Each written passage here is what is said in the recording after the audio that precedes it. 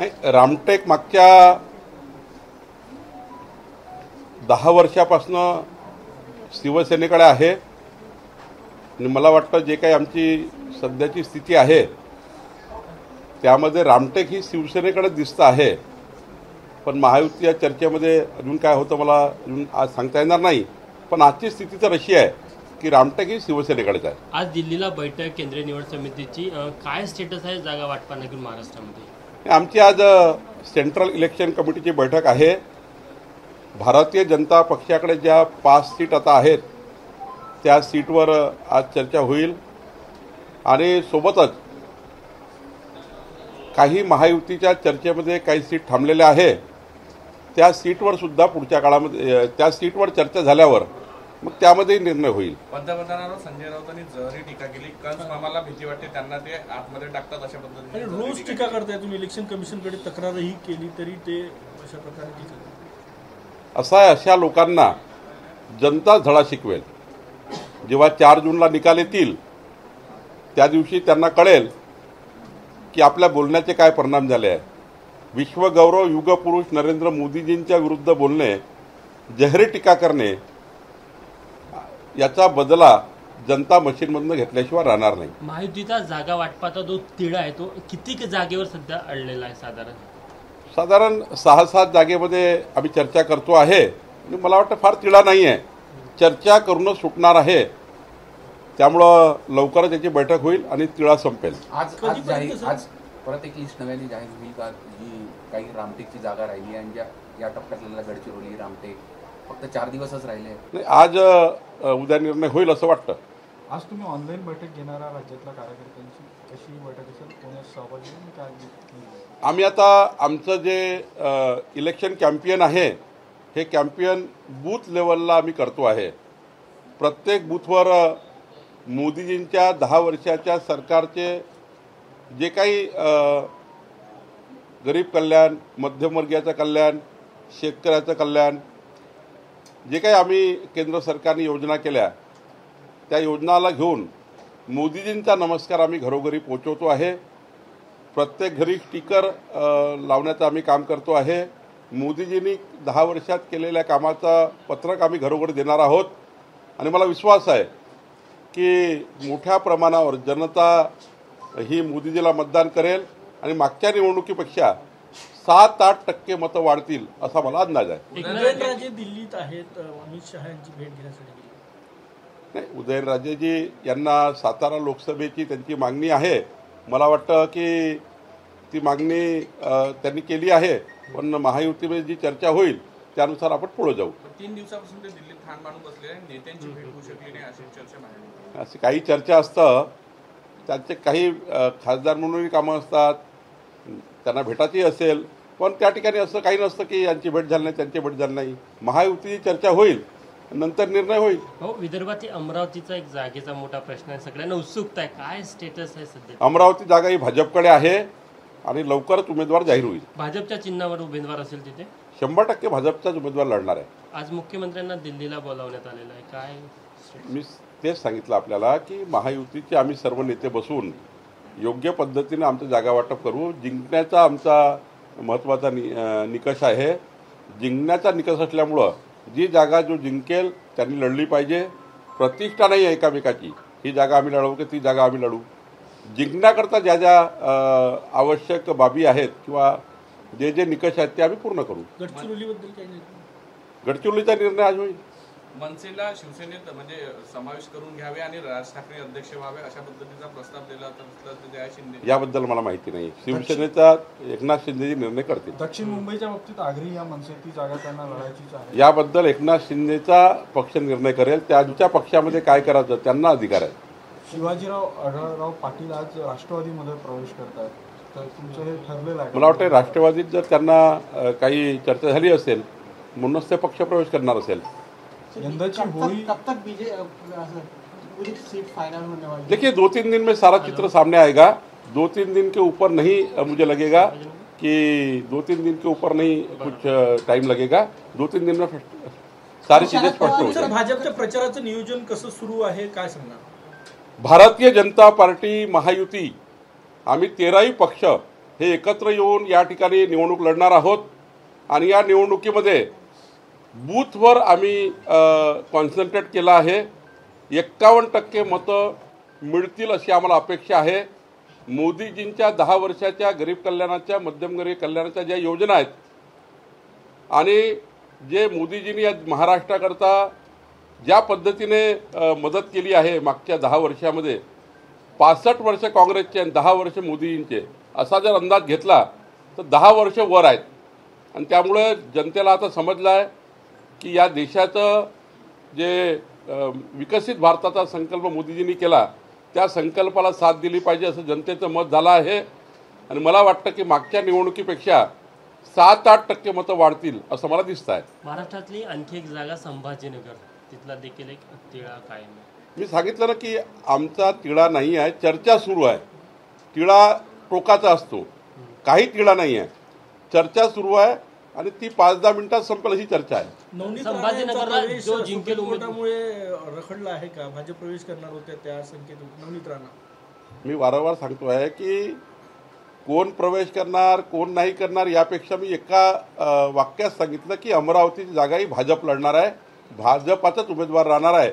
आणि आमची महायुतीचे सर्व आमचे अडसूड साहेब असतील, त्या ठिकाणी सारे आमचे बच्चू कडूजी असतील, आम्ही सर्वांची त्या ठिकाणी मदत घेऊ. निश्चितपणे ही जागा आम्ही 100% जिंकू. आम्ही सर्वांची महायुतीच्या घटक पक्षाची मदत घेऊ आणि मला वाटतं सर्व महायुतीचे घटक पक्ष आमच्या उमेदवाराला मदत करतील. संभाजीनगरमध्ये तुम्ही म्हणजे भाजप किंवा शिवसेना उमेदवार देण्यापेक्षा जो जिंकून येईल त्याला प्राधान्य देत आहे? मी वारंवार सांगतो आहे, सर्वच जागेवर आम्ही चर्चा करतो आहे. काही भाजपच्या जागा सोडाव्या लागतील तर आम्ही त्या ठिकाणी बारामती आता राष्ट्रवादीकडे जाणार आहे.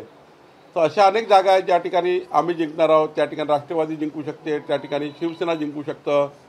सर्वांचं महत्त्व कायम ठेवून, कारण 13 खासदार घेऊन एकनाथजी मागच्या वेळी त्यांनी आपला शिवसेना एक पक्ष तयार केला.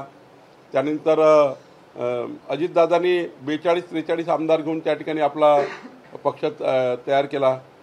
आणि त्यामुळे मला असं वाटतं की एवढी प्रतिष्ठा त्यांची आहे तर प्रतिष्ठेप्रमाणे त्यांनासुद्धा आपल्यासोबत ठेवलं पाहिजे अशी भारतीय जनता पार्टीची भूमिका आहे. तिन्ही पक्षाची यादी जवळपास कधी येईल? कारण की 2च दिवस आहे उमेदवारी अर्ज भरायला पहिल्या टप्प्यासाठी. 5 मिनिटात संपेल एवढं सोपं आहे. आम्ही चर्चा करतो आहे, चाचपणी करतो आहे आणि आमचे सर्व राज्याचे नेते आणि केंद्रीय नेतृत्व यामध्ये पुढाकार घेऊन लवकरच या ठिकाणी जागा वाटप जवळपास झालेच आहे. पण जे काही उमेदवार आहे त्या उमेदवाराची यादी प्रसिद्ध होईल असं मला वाटतं. बावनकुळे साहेब, आपण जसं सांगताय चाचपणी सुरू आहे, अगदी अखेरच्या टप्प्यात आहे, पण मनसेच्या एंट्रीमुळे या चाचपणीला वेळून लिस्ट जाहीर करायला उन्हाळ्यामुळे वेळ होत नाही आहे. 5 मिनिटात संपेल अशी स्थिती आहे आणि आमची आता अंतिम चर्चा झाली आहे. निश्चितपणे लवकरच शिक्कामोर्तब होईल. कुठले मुद्दे घेऊन तुम्ही मतदारांपर्यंत जाताय या निवडणुकीमध्ये? मी सांगितलं वारंवार, माननीय प्रधानमंत्री मोदींच्या सरकारने 10 वर्षात गरीब कल्याण, मध्यमवर्गीयाच्या कल्याणाच्या विकासाच्या योजना महाराष्ट्राला जे 10 वर्षात मिळालं ते 50 वर्ष मिळालं नाही. आमच्याकडे आकडेवारी आहे, म्हणजे 50 वर्षात घरकुलं किती लोकांना मिळाले, आमच्या सरकारमध्ये किती मिळाले मी सर्व जाहीर करणार आहे. अन्नधान्याची आज राज्यामध्ये 7 कोटी लोकांना मोफत अन्न मिळत आहे केंद्र सरकारकडनं. आज मोठ्या प्रमाणावर त्या ठिकाणी राज्याच्या कृषी शेतकऱ्यांना मोठ्या प्रमाणात मदत होते आहे. आता 8 लक्ष शेतकऱ्यांना ॲग्रिकल्चर पंप, सौर ऊर्जेचे पंप सरकार देणार आहे. अशा अनेक योजना आहेत. 45 योजनाच्या माध्यमातून महाराष्ट्राच्या शेतकऱ्यांना, शेतमजुरांना, आर्थिक दुर्बल घटकांना मोदीच्या सरकारने न्याय दिला. 45 योजनाच्या माध्यमातून.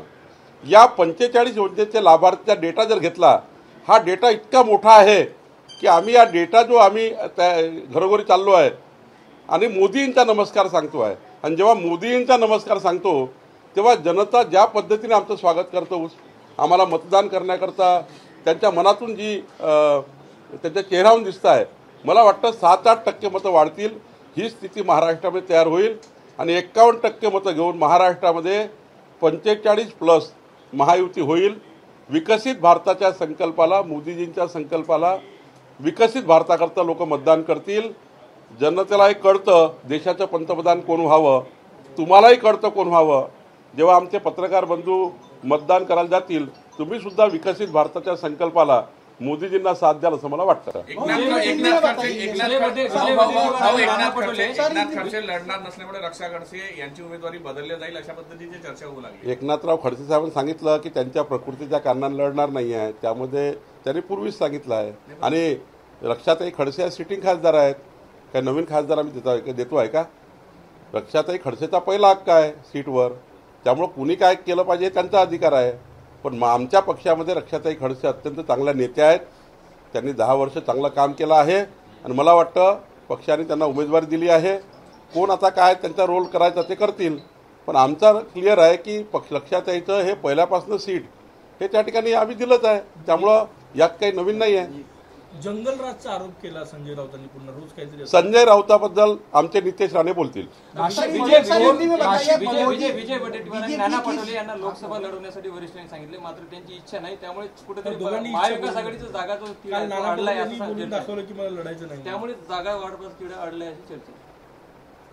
आमचे आशिष देशमुख जी आले आहेत ते नाना पटोले आणि विजय वडेट्टीवार बद्दल बोलतील. बीजेपी किस मुद्दे पर लेके चुनाव लड़ेंगे 2024 का और क्या एजेंडा रहेगा? देखिए, माननीय प्रधानमंत्री मोदी जी ने 10 साल में मध्यम वर्गीय आर्थिक दुर्बल परिवारों के लिए 45 योजनाएं केंद्र सरकार ने देश के और राज्य के हित के गरीब आदमी के लिए और सबके लिए तैयार की है. किसानों के लिए तैयार की है, व्यापारी के लिए तैयार की है. ऐसा कोई वर्ग नहीं देश का और महाराष्ट्र का जहां पर मोदी जी ने उनकी सरकार से योजना के माध्यम से इस देश के 25 करोड़ लोगों को गरीबी के ऊपर लाने का काम मोदी जी ने किया है. हमारे पास सारे आंकड़े हैं, हमारे पास सारे लाभार्थियों की सूचियां है. हम हर घर जा रहे हैं, मोदी जी का नमस्कार हम बता रहे हैं, मोदी जी का नमस्कार हर घर तक पहुंचा रहे. हम मोदी जी के विकास की योजना को हम घर घर पहुंचा रहे. जो छूट गए उनको लाभार्थियों को योजना देने के लिए हम काम कर रहे हैं.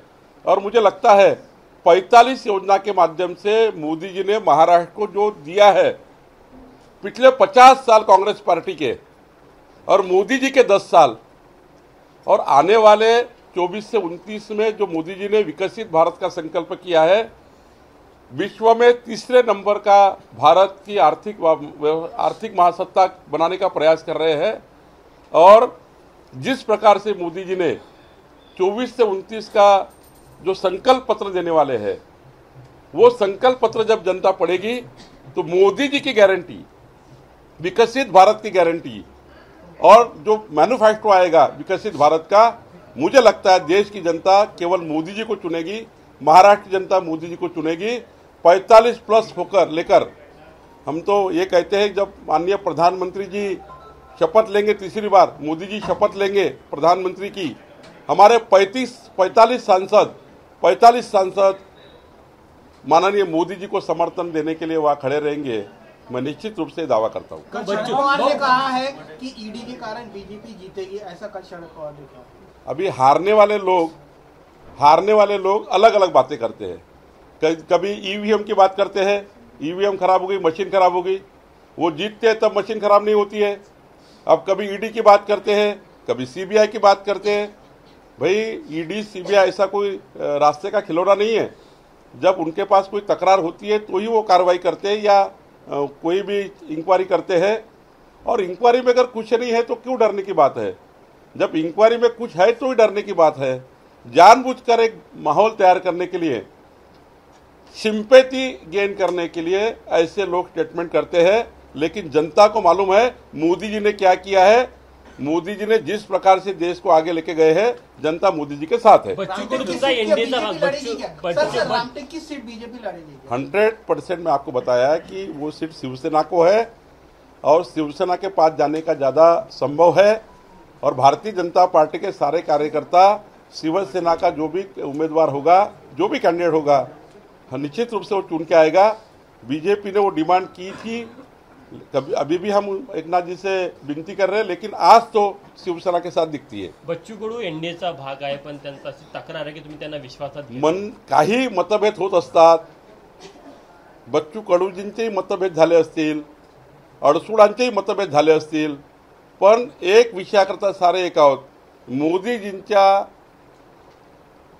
मोदीजींच्या नेतृत्वातलं देशामध्ये मोदीजींच्या नेतृत्वातलं सरकार यावं, याकरता मोदीजी प्रधानमंत्री व्हावे, याकरता कोण उमेदवार आहे, कोण लढता यापेक्षा विकसित भारताकरता मोदीजींच्या पाठीच्या मागे राहण्याचा बच्चू कडू साहेबही त्या ठिकाणी प्रयत्न करतील, अडसूळजी प्रयत्न करतील, कुठलेही जे अमरावतीकर आहेत तेही प्रयत्न करतील.